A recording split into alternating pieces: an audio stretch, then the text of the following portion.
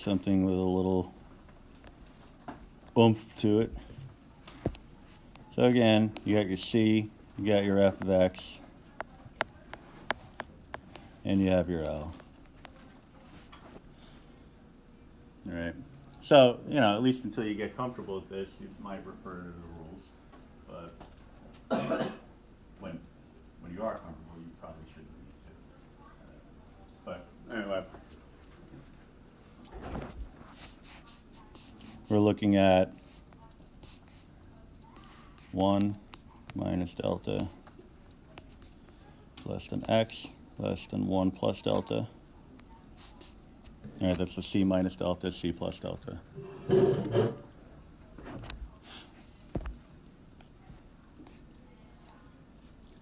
And then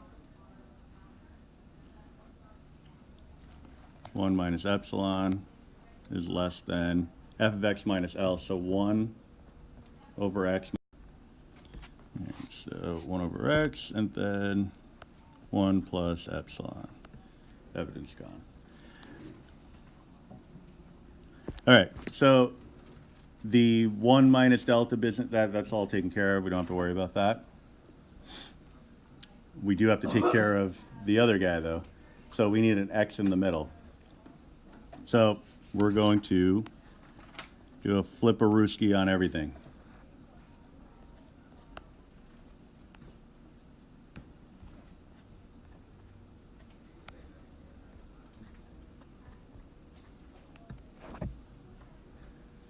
All right, so within a compound inequality, you can flip your fraction. You just got to flip everything else too.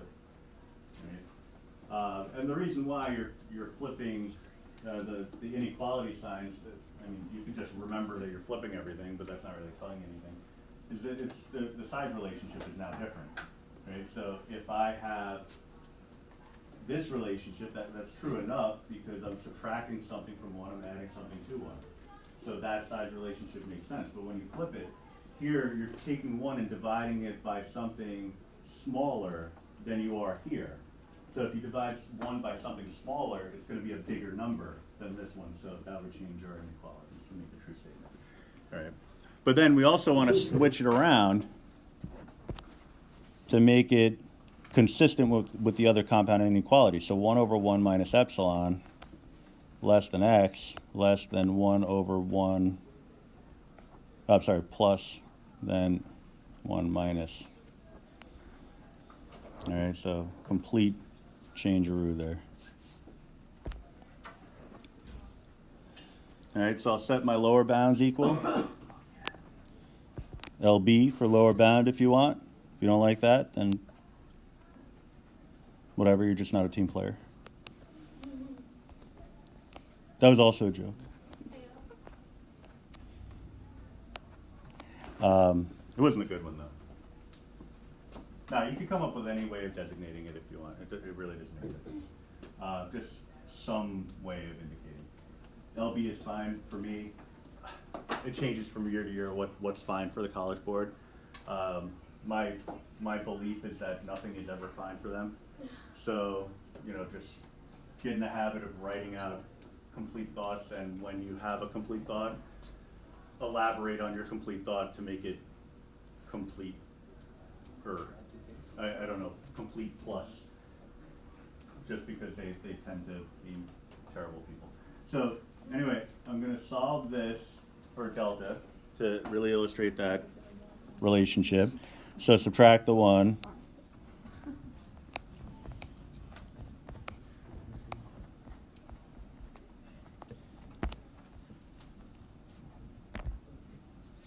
And divide.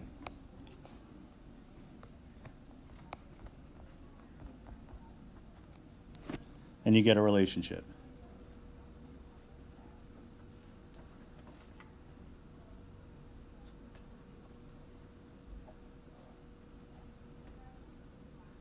We needed a relationship. That's good. However, this relationship is not always true. That's a semicolon. It always looks like a J and people complain, so. Epsilon can't be equal to what? -1, otherwise it's undefined.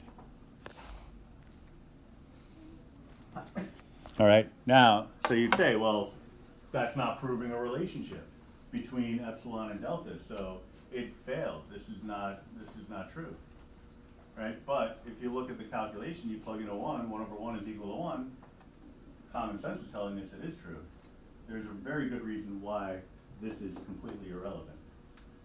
Yeah, I was going to ask on the other page, I was going to say that they're both greater than 0. They're both greater than 0, yeah. So there's that component, and there's also the fact that it needs to only exist for small values, right? So if I have something, let's say, epsilon unequal to 2. Let's say I had 2 minus epsilon on the bottom here. So you would say 2 is a bad number. So it destroys the whole thing. And not true, because you need to prove that there's a relationship, but the idea is to show that for incremental changes around your C value and your L value, that it really exists. So it really doesn't matter for large values, it's really only for small values. But in this case, it's irrelevant because you can only have non-negative numbers anyway. All right, so then we figure out the upper bound, the UB.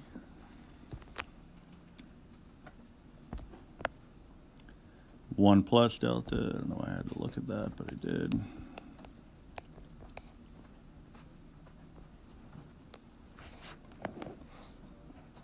So delta would be equal to, well, this one is going to be negative 1 plus 1 over 1 minus epsilon, where epsilon cannot be equal to 1.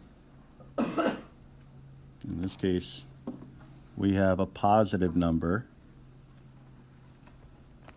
but it's a relatively large positive number, so it doesn't make a difference anyway.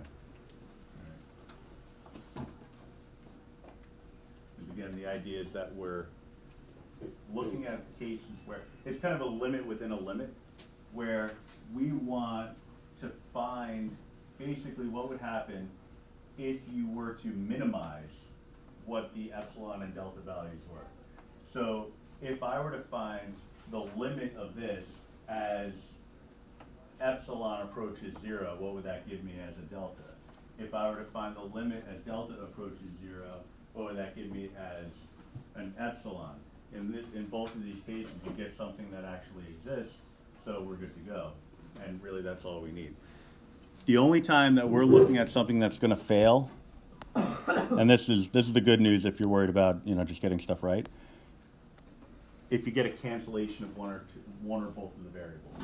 Right? If epsilon or delta cancel out through the process, then, well, either you screwed up, which is not likely, or the limit does not exist. That being said, you should probably know whether the limit exists or not based on the problem itself. Right? So you look at this and say, I plug in a 1, I get a 1.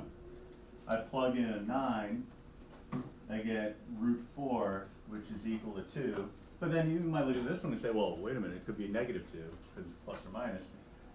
That's not true in this case because you're not providing the radical, so keep that in mind. If the radical's already there, the sign of your answer is whatever the radical sign is. If you're putting the radical in, if you're the one actively taking the root, then you have to worry about the plus or minus stuff, right? So don't get tripped up by that. But that's the kind of situation where you might run into a problem where you have maybe some undefined component of the radical or fraction or trig function or something like that throws you for a loop. But if anything with rational functions or polynomial functions or anything like that, if it works in the limit problem, then you should get some discernible relationship between epsilon and delta through this process. And if you don't, then we talk and we figure it out. All right, so you're going to do for homework, classwork homework, numbers 3 and 4. And time's it? 39. 39? So did my message come out yet? Yeah. Okay, cool. So end that problem. All right, just so you have it, just so I can point to something. All right, again, you have your standard definitions for epsilon delta, but what we want to do is we want to work with the streamlined versions of it. Don't expect these to be given to you, so you want to actually know them. right? So limit has a particular structure, a limit equation. So what you want to do is identify, again, the components of that limit equation. So we have the constant c. You have the function f of x and L. It is 18, yes. Indeed it is. All right. So if you go right to the streamline ones, algebraically, there isn't a whole heck of a lot you need to do. Unless you're me and you accidentally subtract an L from the f of x, just because. So 9 minus delta less than x less than 9 plus delta, so we start with that.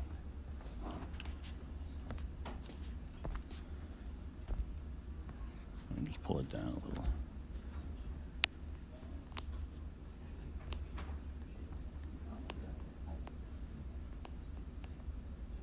9 plus delta. So proud of my delta producing abilities. All right, and then L minus epsilon. I'll just do it here. So 2 minus epsilon less than f of x. Less than the actual f of x.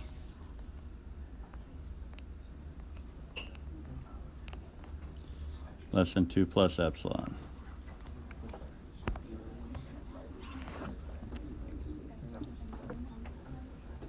All right, so the first one's good to go. The second one we need to clean up a little bit. So what's my next move? Square everything.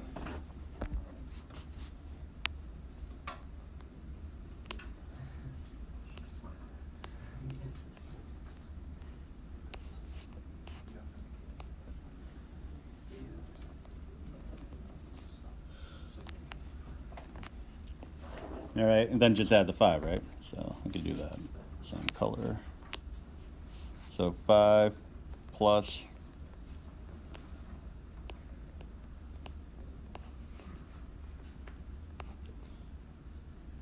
and then also 5 plus.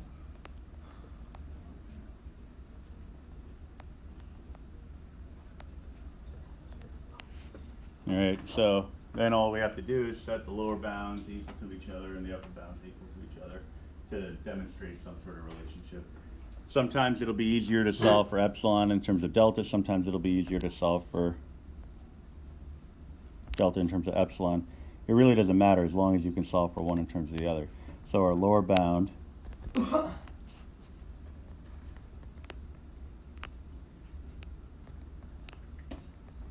gross.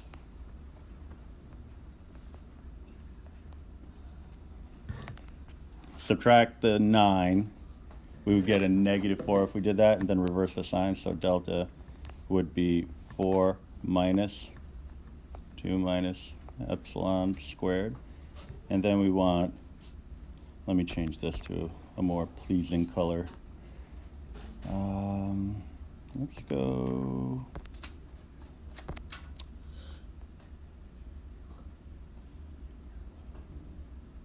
ooh. No, that's exactly what we have already.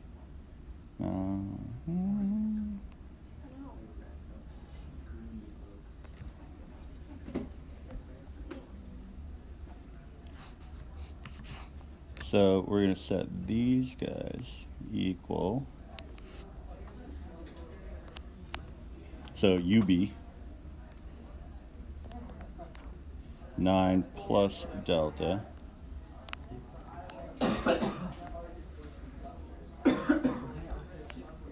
freshman? Sophomores. Oh. Still underclassmen.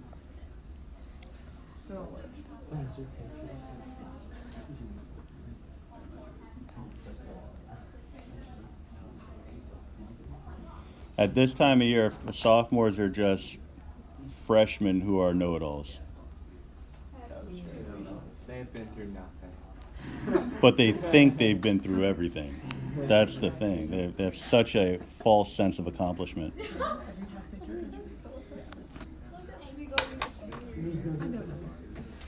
Like the trials. I mean, you haven't done anything until you got through junior year, right? Yeah, It's a that's big, so it's a true. big trial. Do you- But then you realize after you get through college that this is all nothing. Oh, great. So, but you know, it's baby steps. We'll worry about that. You worry about that down the line. So.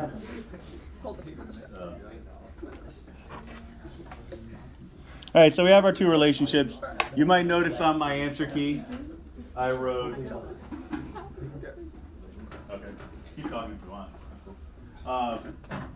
You might notice on my answer key, I wrote minimum of, and that's because typically you want the smaller interval that's available. But these are out of context, so you can go either way.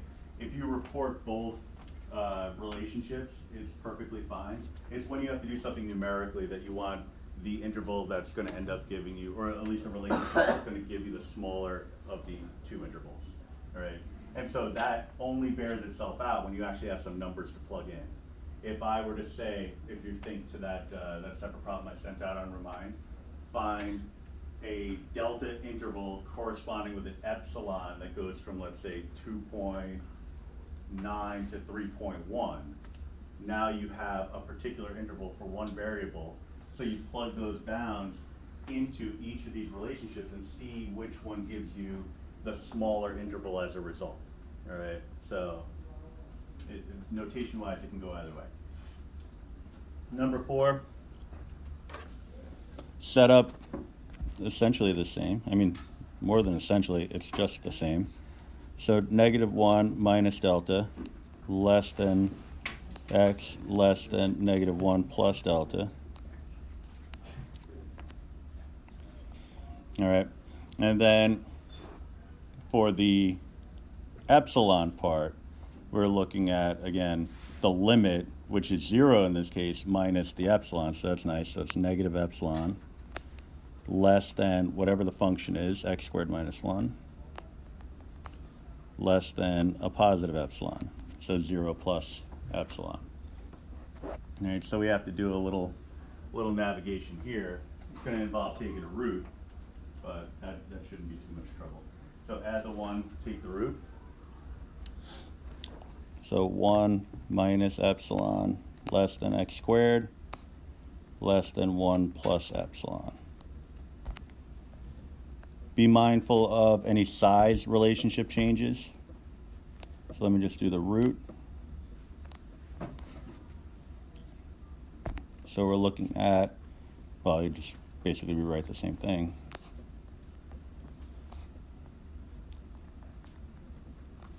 You just want to be careful because, I mean, in this case, it doesn't really matter. You can go with the flow and be all right. But sometimes, like we looked at in the first example on this page, I think it was the first example, the size relationship will change once you do some kind of funky operation, whether it's taking a reciprocal, maybe applying some kind of weird root. Just take note of the kind of numbers you're looking at, right? But fortunately, the square root of a number that's already smaller than another number is still going to be, as a result, smaller. So we're good to go there. We can maintain that size relationship. So lower bounds.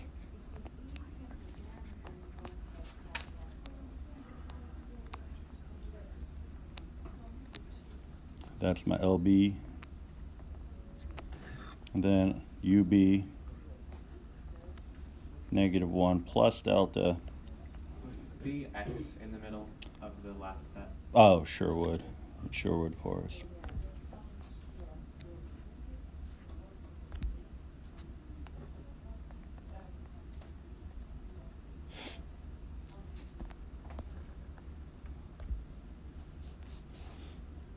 All right, so I'm adding a 1 and then negating everything, so -1 minus the root of 1 minus epsilon. And here I'm just adding the 1.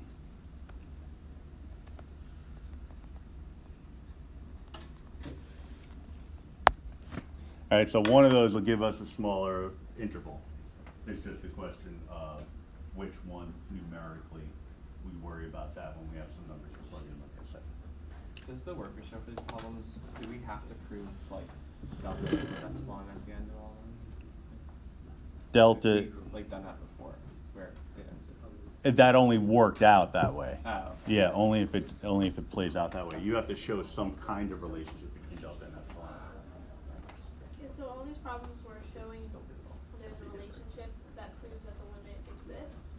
Yes, if there is a relationship between epsilon and delta, that's proving that the limit exists, or that there's a relationship between the lower bound of the x interval. So if we're looking at, I'll just do it really quickly here.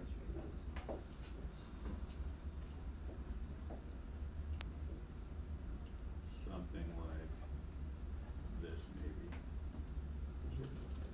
True thing in the middle. I have a missed it a little lower.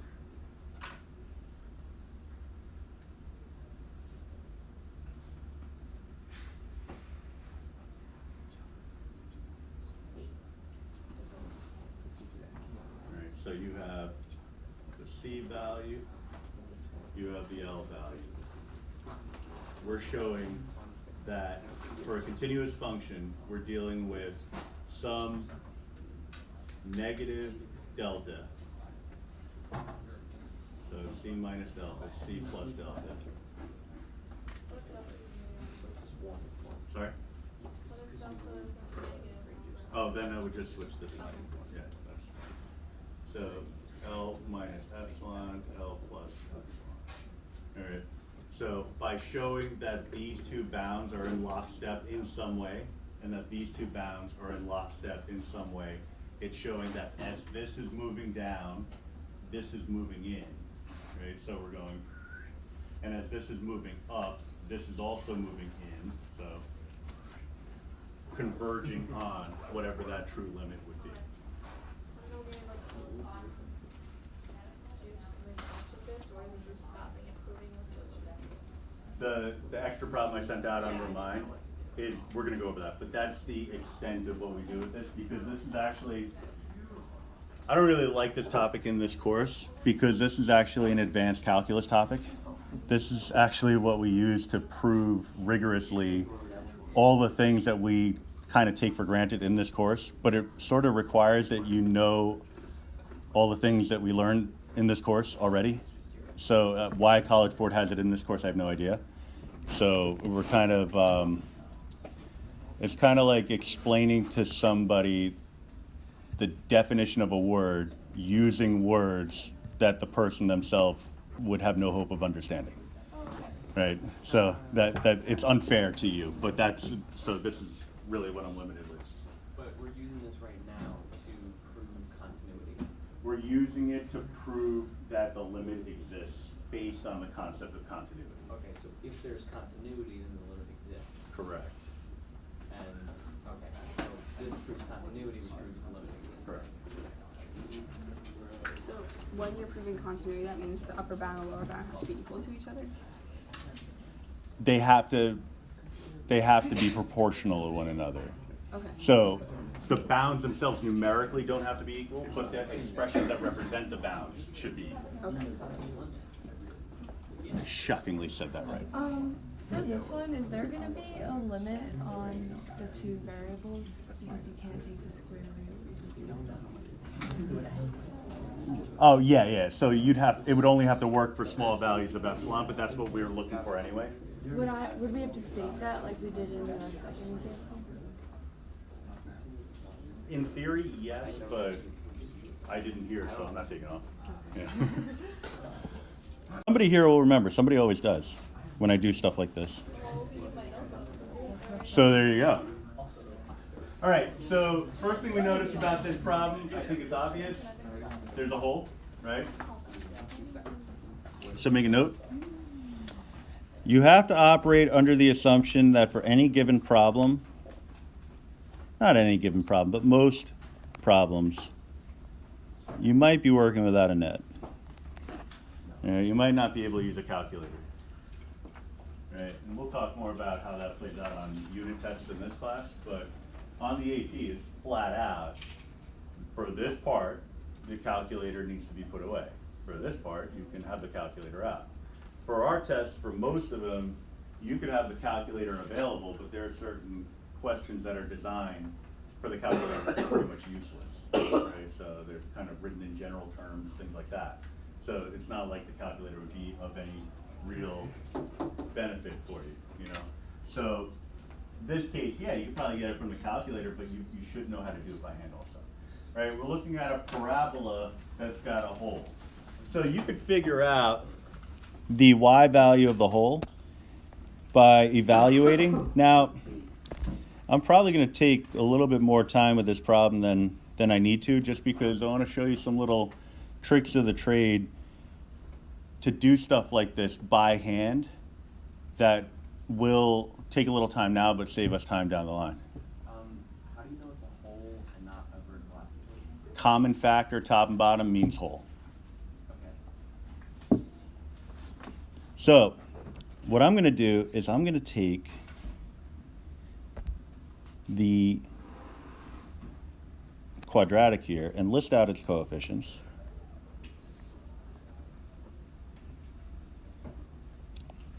And I'm going to put the x value of the hole outside, and I'm going to use synthetic division.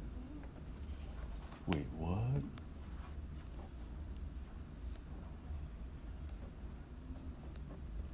All right, now you could have done the plugging and chugging by hand, but the remainder theorem, I think, goes a lot quicker, in my opinion.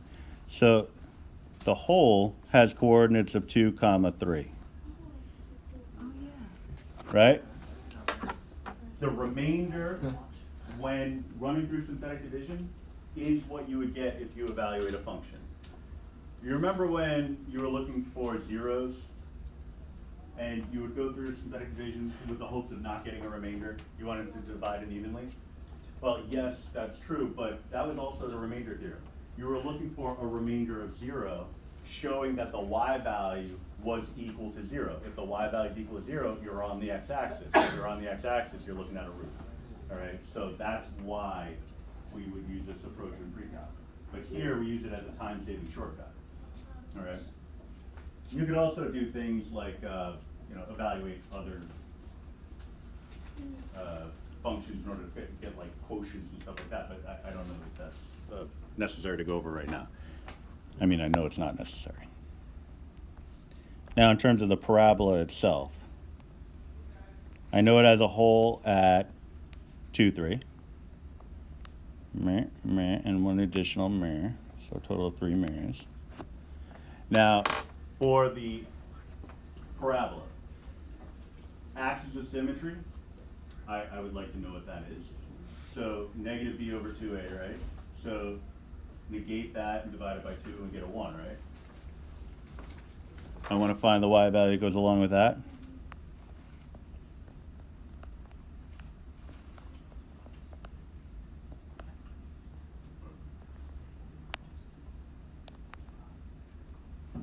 So that's telling me my vertex is at 1, 2.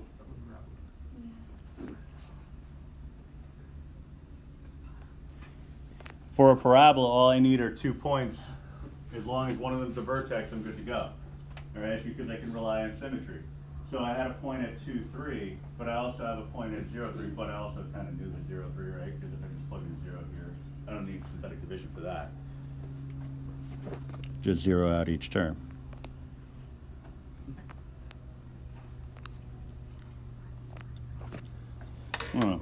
I don't want to speak for anybody, but from what I've seen in when I would teach Algebra 2, these are all the things that we would go over.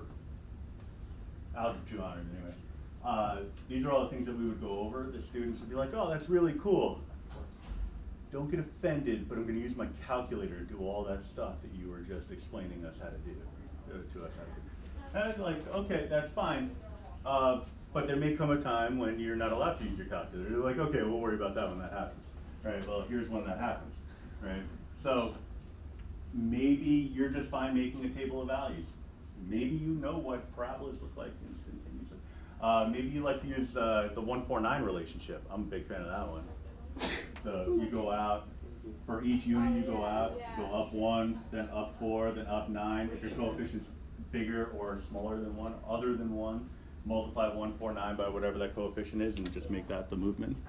Why did you divide it by 1? Why did I divide it by 1? To get the vertex. Negative b over 2 then. Oh, yeah, you know. Oh, okay. Thank you. All right, so we have the graph, And a quick sketch is all you need, because again, the key term here is sketch. Sketch meant something differently in previous courses. For some reason, that often meant a point-by-point rendering of the graph, properly labeled. That's not what sketch means. Sketch means a sketch, right? So don't label anything. Just get a sense of what the graph looks like. Important points should be there, though. So holes, vertices, things like that. All right, find the limit. So this is old school pre-calc, non-AP calc, just a simple find the limit question.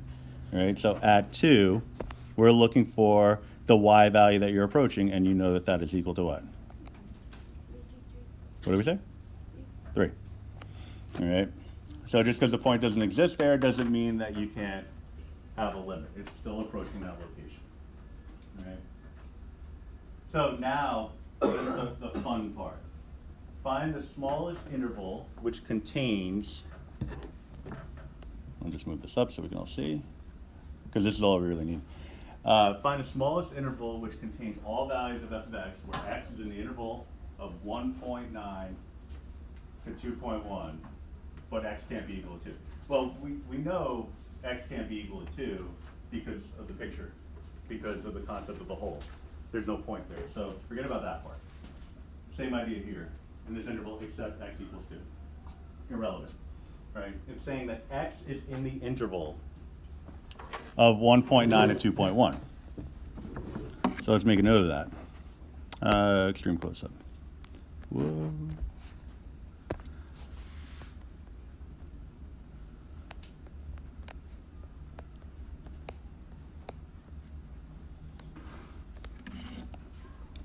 All right, so we have that. That's wonderful. We also have some information about our epsilon delta definition of a limit. So let's go back to that. And again, the short version is the one I think that you want, because I think that tells the truer story. So we're focusing on the x values. X are within the interval of this and that.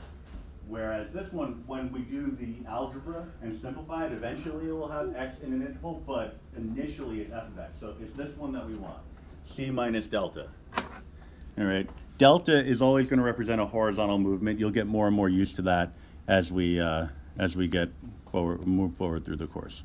All right. So c minus delta. I'll do it in red.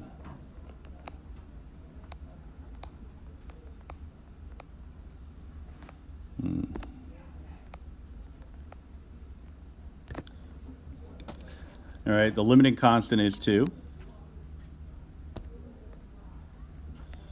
So let me just hold this thought here for a second with the 1.9 and 2.1. And I'm just going to kind of set this up the way I would an epsilon delta problem. I'll do 2 minus delta less than x less than 2 plus delta. Now I'm also going to need some f of x part of this, right? Because I need a relationship to give us the smallest interval that contains all values of f of x. All right, so let's get that set up. All right, again, that's L minus epsilon less than. Just make a node.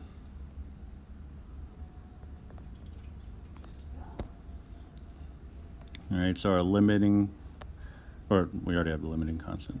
The limit is 3, so 3 minus epsilon less than our f of x is less than 3 plus epsilon.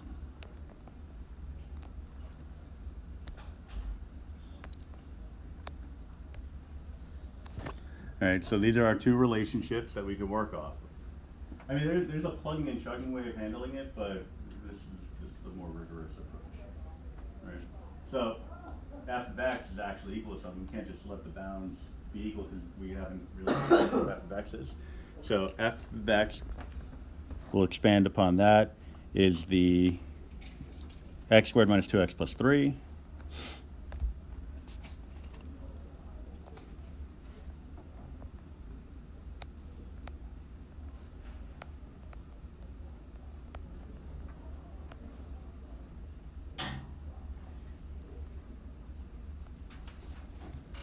We can get rid of all the 3's.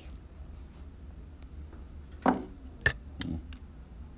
guess we're going over sandwich theorem tomorrow.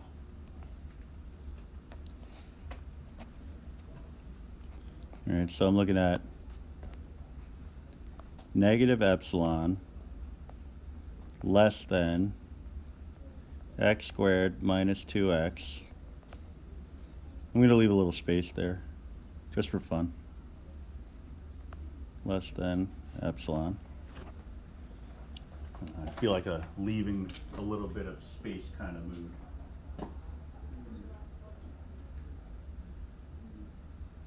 Because if I were to divide out an x here, I still have x's everywhere. That's not going to help. The idea is to have just a single x in the middle. So I need to really streamline this. It would be really nice if there was a 1 right in here. Where'd that magic 1 come from? Completing the square. It's like all of algebra 2 coming back in one column. So, and because I'm adding it to each part, it's a legal move. All right, so 1 minus epsilon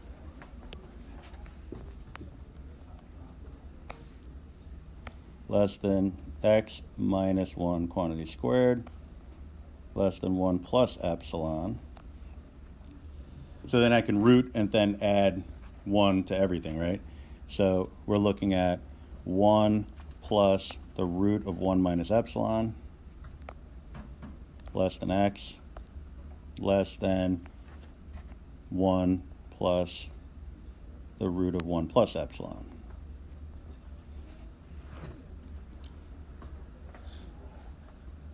So we have those relationships. So we can establish our lower bounds and our upper bounds. And I mean, it's a lot of work, but it's basically, once you realize what you're supposed to do, it's the same level of difficulty as all the stuff before it. It's just once you come up with that relationship, we'll have some bounds that we could actually plug in. All right? So that's the one thing that we're going to want to keep in mind. So next step in the process, take our lower bounds, set them equal.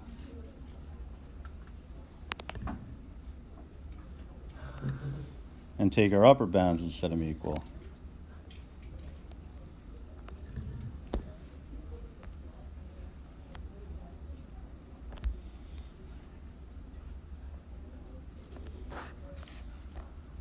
So 2 minus delta is equal to 1 plus the root of 1 minus epsilon, and then 2 plus delta equal to 1 plus 1 plus epsilon in the root. Now at this point, you can start doing some plugging and chugging, right? Because again, it's a numerical problem. We know, let me just zoom here, and let me get a highlighter involved in this action here. Although I don't have a vibrant one. I'll just point. Where's my pointer? Go with this is knowledge, so green lightsaber. So the 1.9 corresponds to the 2 minus delta, right?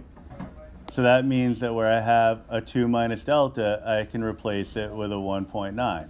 Where I have a 2 plus delta, I can replace it with a 2.1. So I can make that adjustment now.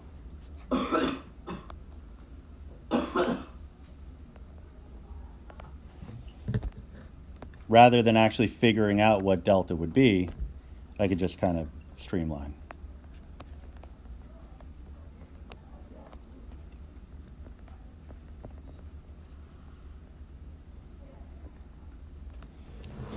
It's like awkward looking.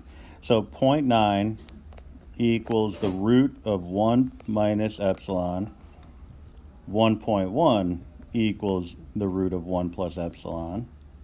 Square both sides. 0.9 squared is 0.81. 1.1 squared? 11 squared? 121, so 1.21.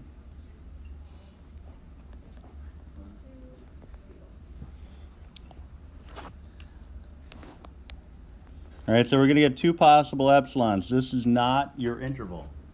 These are our two possibilities for epsilon. We're going to choose the smaller of the two.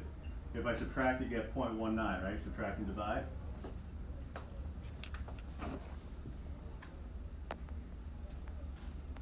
If I subtract here, I get 0.21. I want the one that's going to give us the smaller interval, so this one. So get rid of that one. That's telling me that I'm going to take my my epsilon,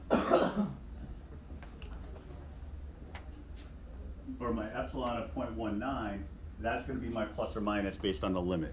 All right, so my interval is going to be the limit plus or minus whatever the epsilon value is. The limit was what, 3? 2? 7?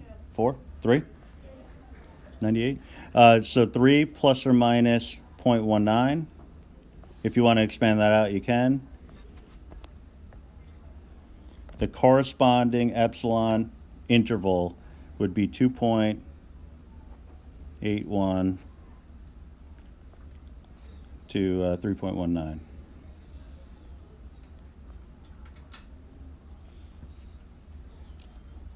They went parentheses, so we go parentheses. If they went brackets, we'd go brackets. Maybe I'm going too small with my zooming. All right, so this is the part, because most people, once you get a sense of what the hell the question's asking you to do, that's problem number one. You kind of get into the flow, you know you're supposed to get the relationship, we've done that a bunch of times now. Then you get to the numerical part, and once you get over that hurdle, you get to this, and what I get a lot of people doing is saying, final answer, 0.19 to 0.21. That's my interval. Because you got two numbers, you figure, okay, that's probably it. But if you know that this is an epsilon corresponding to this delta, and this is an epsilon corresponding to this delta, then you have, and you know that they're not always symmetric, then you're dealing with one of them providing a smaller interval than the other. So you want to choose the one that is actually smaller than the other, and then create an interval around your limit based on that information. Now for the second part, which is just an extension of this, you're going to take the same work that you did here, so this blue line, and all you're going to do is plug this information in for 1 minus epsilon 1 plus epsilon. Bless you. So this is my 1 minus epsilon 1 plus epsilon. Solve for the smallest, the smaller delta, and create the interval.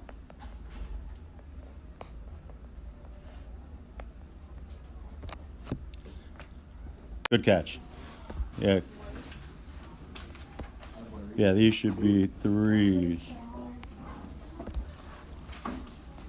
Good, good, good. Because we're going the other way. Good, good, good. Would they ever ask you to